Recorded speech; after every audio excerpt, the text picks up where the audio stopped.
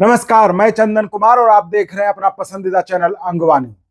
शिक्षक साथियों, आज बात सिर्फ शिक्षकों की नहीं हुई, क्योंकि अब मैटर पूरे बिहार का हो गया। मसला सिर्फ शिक्षकों का नहीं रहा, ये बात अब पूरे बिहार की व्यवस्था का हो गया है।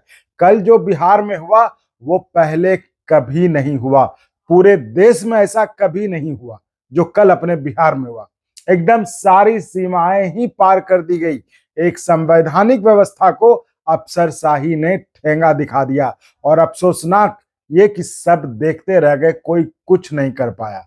कल विधानसभा में मुख्यमंत्री नीतीश कुमार की घोषणा के बाद जिस तरह से शिक्षा विभाग ने नया टाइम टेबल जारी किया, वो बहुत ही सारे सवाल खड़े करता है।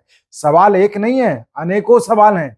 तो क्या इसी नए टाइम टेबल की बात सीएम ने विधानसभा में की थी जो शिक्षा विभाग ने जारी किया?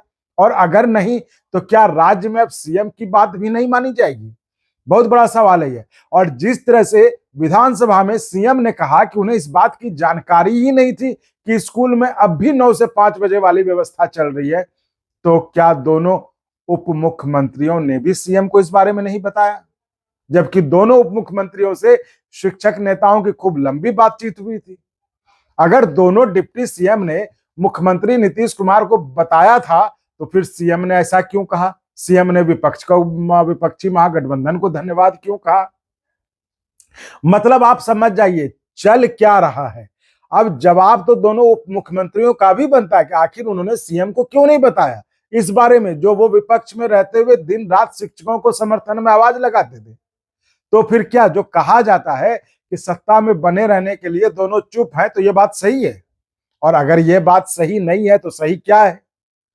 चलिए, पहले नहीं बताया, क्या अब बताया? जिस तरह से अफसरशाही ने सीएम के आदेश को ठेंगा दिखाया है, उसके बाद सीएम को बताया कि नहीं? कि फिर एक दिन सीएम कहेंगे कि नहीं पता था, अफसर ने अब तक आदेश सही किया है। आखिर ये क्लैरिटी तो आना चाहिए ना कि क्या जो आदेश शिक्षा विभाग द्वारा जारी किया गया है वो सीएम के भावना के अनुरूप है या नहीं? क्या ये वही आदेश है जिसकी बात सीएम कर रहे थे विधानसभा में? कम से कम शिक्षा मंत्री को तो देखना ही चाहिए था। क्या वर्तमान वाले शिक्षा मंत्री भी पहले वाले की तरह पाठक को कुछ नहीं कह रहे, या फिर पाठक ने ही तय कर लिया है कि किसी की सुनना ही नहीं, चाहे कुछ हो जाए? मुख्यमंत्री सदन में बोलते हैं तो बोलते रहे, लेकिन करेंगे हम वही जो हमको करना है। तो सवाल ये भी है कि आखिर पाठक को इतनी हिम्मत कहां से आ रही है कि वो सीएम की भावना का भी सम्मान न करें?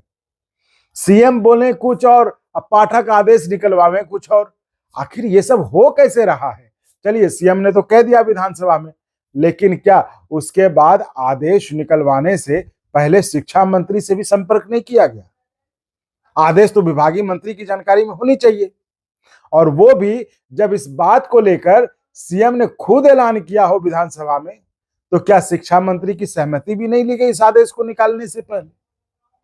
अगर एक लाइन में आपको कहें तो यही समझ लीजिए कि पूरा बिहार अभी यही समझने की कोशिश कर रहा है कि आखिर चल क्या रहा है अपने बिहार में, अपने शिक्षा विभाग में। जब सीएम की नहीं चल रही तो चल किसकी रही? चला कौन रहा है? और पाठक को इतनी हिम्मत कैसे और कहां से आ रही है कि वो सीएम की बात को भी नजरअंदाज कर दे रहा है? और शिक्षा मंत्री क्या कर रहे हैं? क्या उनकी जिम्मेदारी नहीं थी कि सीएम ने जो विधानसभा में कहा उसी भावना के अनुरूप उनका विभाग आदेश निकाले? ये तो खुलेआम जो है बेलगाम अफसरशाही का एग्जाम्पल है। उम्मीद करते हैं कि जल्द सीएम को इस बात की जानकारी मिलेगी और वो खुद जिस तरह की धृष्टता पाठक ने उनके आदेश के साथ किया है, उस आदेश को सही करवाकर महीनों से परेशान चल रहे बिहार के लाखों शिक्षकों की राहत की सांस दिलवाएंगे।